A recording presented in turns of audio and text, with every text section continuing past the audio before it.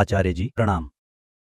હું હલ્દ્વાનીથી આવ્યો છું અને જ્યારે પણ આવતા પહેલા જ્યારે મેં મારા નજીકના જે સંબંધીઓ છે, મિત્રો વગેરે છે, તો તેમની સાથે મેં આ વાત શેર કરી કે હું આચાર્યના શિબિરમાં જવા ઈચ્છી રહ્યો છું। તો જેને પણ મેં જણાવ્યું તો 100% બધાનું રિએક્શન આ આવ્યું કે એટલે જોગી બનવા જઈ રહ્યો છે અથવા તો આટલી નાની ઉંમરમાં સંન્યાસ લેવાનું વિચારી રહ્યો છે, શું છે? તો મારો પ્રશ્ન આમાં એ છે કે એટલે સમાજમાં આધ્યાત્મિકની એવી છબી કેમ બનેલી છે કે જે આધ્યાત્મિક થઈ જશે તે એક દિવસ સંન્યાસી બની જશે અથવા તો તે સમાજને છોડી દેશે?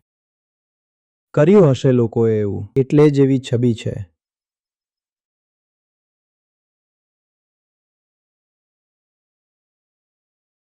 શું કહીએ આમાં? ધર્મને તો સમાજનું કેન્દ્ર હોવું જોઈએ, સમાજનું ઇંધણ હોવું જોઈએ।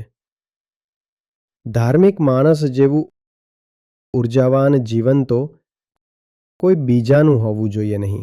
પરંતુ જો સમાજે એ જોયું છે કે જે લોકો ધાર્મિક હોય છે તેઓ એકદમ નકામા થઈ જાય છે, તો પછી શું કરવામાં આવે જણાવો।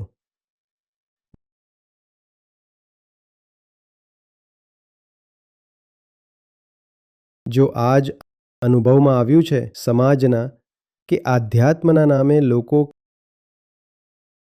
ક્યાંક જઈને પડી રહે છે, કહે છે બસ થઈ ગયું, જય સિયારામ, કરવાનું શું છે? આ તો જગત માયા છે, મિથ્યા છે, તો પછી એવી છબી બની ગઈ છે। હવે કેટલાક લોકો નીકળે જે બતાવે કે આધ્યાત્મિક માણસ કરતાં વધારે ગતિશીલ જીવન કોઈનું હોતું નથી, તો પછી ધીરે ધીરે આ છબી ભૂસાશે પણ। તમે બોલો છો ઋષિકેશ। હવે અહીં આટલા સાધુ વગેરે છે, લોકોને આ જ છબી આવે છે, ક્યાંક જઈ રહ્યો હશે, બેસી જશે, એમ જ ચીલમ ફૂંકશે। એક આવી ગયો હતો જ્યારે અહીં તૈયારી થઈ રહી હતી, આ બધું અહીં ભગવો જ લાગેલો હતો, ત્યારે આ વચ્ચે લીલા પીળા પણ નહોતા। તો આ બધું જોઈને પૂછે છે માલ છે શું? ભગવાનો અર્થ જ માલથી થઈ ગયો છે।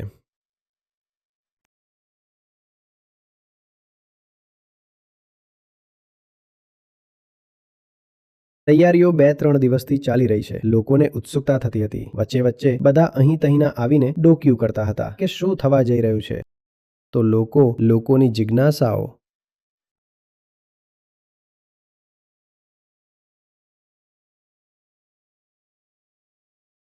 આરામથી આપણું ભજન કીર્તન ચાલશે, સંગીત સાંભળીશું અને કોઈ કંઈ કરવા માટે કહેશે તો બોલીશું કરવાનું શું છે? જે કરી રહ્યો છે તે ભગવાન કરી રહ્યો છે, આપણે કોણ હોઈએ કરવાવાળા? અને આપણે વધુ કરીશું તો આ તો કરતા ભાવ થઈ ગયો ને, અહંકાર થઈ ગયો। કરવાનું કામ ભગવાનનું, આપણું શું કામ? દમ મારો દમ।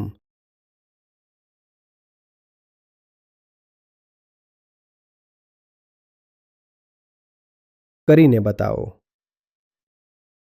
કરીને બતાવો અને પછી જોરથી પ્રચારિત પણ કરો કે મેં જે કરીને બતાવ્યું છે તેનો શ્રેય આધ્યાત્મને છે। કેમ?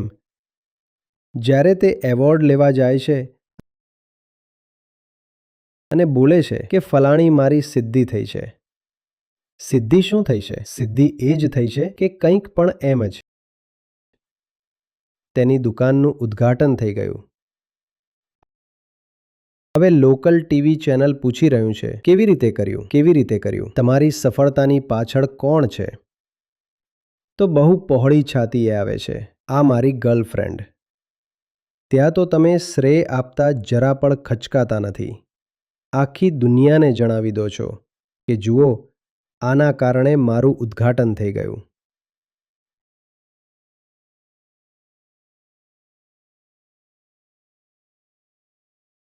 એટલે મને મજા આવે છે યુવાનો સાથે।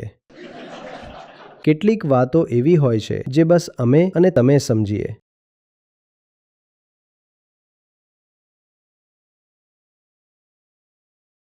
તો જ્યારે ધર્મને કારણે સફળતા મળે, ઉપનિષદને કારણે સફળતા મળે, તો ત્યાં વેદાંતને શ્રેય નહીં આપો શું? ઢંઢેરો પીટો, બિલકુલ જણાવો। આજે મારો વેપાર ચમકી રહ્યો છે ઈશાવાસ્ય ઉપનિષદના કારણે। જણાવો, મારો નશો છૂટી ગયો તમામ પ્રકારની નબળાઈઓમાં જકડાયેલો હતો, મારી દુર્બળતા મટી ગઈ. પ્રચાર કરો, પ્રચાર કરો, કારણ કે માયા દરેક રીતે પોતાનો પ્રચાર કરે છે. માયાને કાપવાની નથી. શું કે અસત્યને લાઉડ સ્પીકર આપી દેવાનું છે અને સત્યના મોઢા પર મફલર બાંધી દેવાનું છે.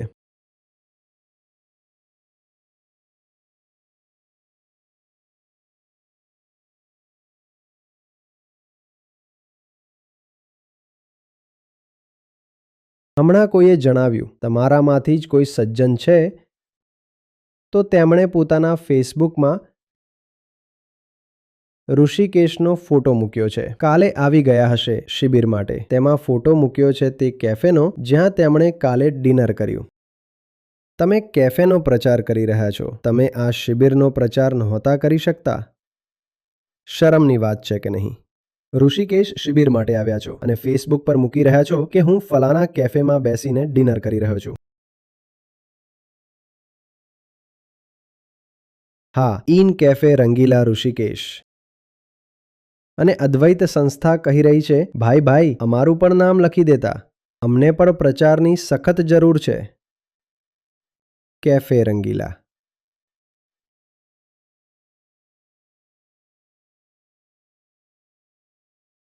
સમજાય છે વાત?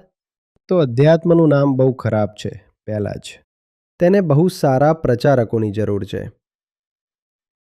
ખોખલો જૂઠો પ્રચાર નહીં, સાચો પ્રચાર કરીને બતાવો. બધાને જણાવો. પછી નહીં લોકો કહે કે અરે કેમ જઈ રહ્યા છો શિબિરમાં? જોગી બનશો શું? પછી નહીં કહે. પછી કહેશે અચ્છા શિબિરમાં જઈ રહ્યા છો. શિબિરમાં જવાથી તો બહુ લાભ થાય છે, મને ખબર છે. તે લલ્લન ભૈયા હતા, તે લલ્લેશ્વર બની ગયા. અમે જાણીએ છીએ, બહુ ફાયદો છે. અમે પણ આવીશું. અત્યારે તો બસ વિકૃત નમૂના દેખાય છે. તો પછી લોકો ગભરાય છે, કહે છે શા માટે આ બાજુ જવું છે? હું બિલકુલ વિના 1% ભેળસેળ વગર ઉદાહરણ આપી રહ્યો છું. આ બધું જે અહીં સજાવટ થઈ છે, કાલ રાત્રે તેના પર મોટી ચર્ચા જામી હતી. જેટલા લોકો આવતા જતા હતા તેમને અમે બસ એક સવાલ કરતા હતા. શું અહીં તમારામાંથી પણ કેટલાક લોકો બેઠા છે? તેમને સવાલ કરવામાં આવ્યો. તેઓ રાત્રે આવ્યા હતા ફરવા કે આ બધું કેવું લાગી રહ્યું છે. અને કાલ રાત્રે અહીં બાકી બધા રંગ નહોતા પાછળ. અત્યારે જે કંઈ પણ કરી દીધું આ નહોતું. જે જેટલા આવતા ગયા બધાએ આ જ બોલ્યું, સારું નથી લાગતું. અને હું વધુ પૂછતો જતો હતો અને મને ખબર હતી સારું કેમ નથી લાગતું. કારણ કે અર્ધ જાગ્રત મનથી આપણા મને ભગવાનો સંબંધ અકર્મણ્યતા સાથે જોડી લીધો છે. ભગવાનો સંબંધ ધર્માંધતા સાથે જોડી લીધો છે. ભગવાનો સંબંધ તમામ પ્રકારના નિમ્ન મૂલ્યો સાથે જોડી લીધો છે. તો આ ભગવો જ હતો. જેને પણ પૂછ્યું ફીડબેક લીધો. બધા કહેતા હતા કંઈ જામતું નથી. પર્પલ લગાવો ને પર્પલ. પર્પલ લાગ્યું કે નહીં?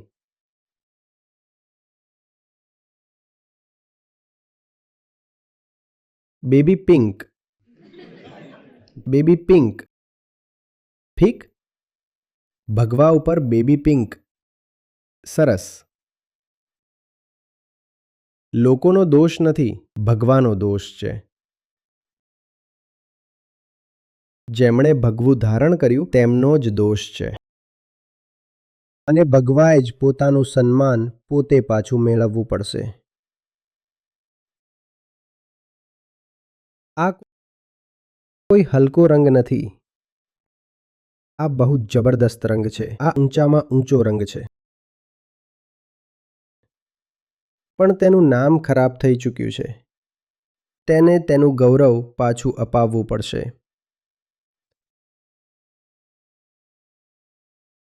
આ હારનો રંગ નથી. આ બુઢાપાનો રંગ નથી.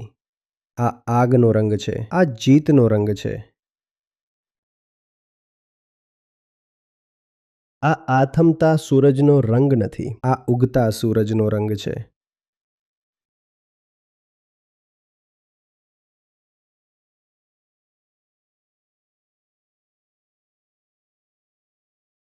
ના બાળપણનો રંગ છે આ, ના બુઢાપાનો. આ જવાનીનો રંગ છે.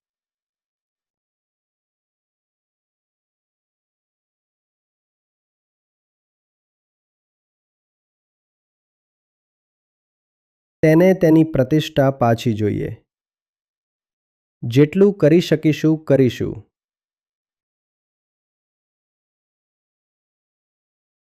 હું રાહ જોઈશ તે દિવસની કે જે દિવસે તમે અહીં પ્રવેશ કરો અને તમને ગૌરવની અનુભૂતિ થાય.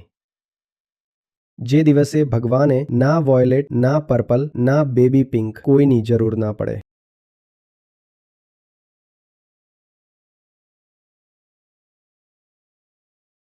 અને તે દિવસે પછી કોઈ તમને પૂછશે પણ નહીં કે અદ્વૈત મહોત્સવમાં કેમ જઈ રહ્યા છો. જેમ લોકો તીર્થ કરીને પાછા ફરતા જૂના સમયમાં તો સન્માનના પાત્ર બનતા, તેમજ જ્યારે આ શિબિરોમાંથી પાછા જશો તો સન્માનના પાત્ર બનશો. લોકો ઘેરીને પૂછશે, જણાવો જણાવો, શું જાણ્યું, શું શીખ્યા, શું કર્યું, શું લઈને આવ્યા છો, પુસ્તકો બતાવો. અચ્છા, આટલા પુસ્તકો લાવ્યા છો. અચ્છા, એક અમારા માટે એક, તેમના માટે એક. આખા પરિવારમાં દૂર દૂર સુધી વહેંચશો.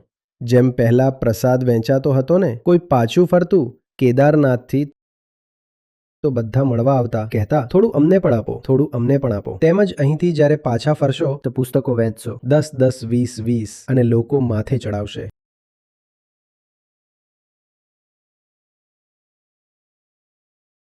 અમે લલ્લન ભૈયાનો બ્રેન્ડ બદલાઈ ગયો. કેમ્પ કરીને આવ્યા તો ઘરમાં ઇજ્જત વધી ગઈ.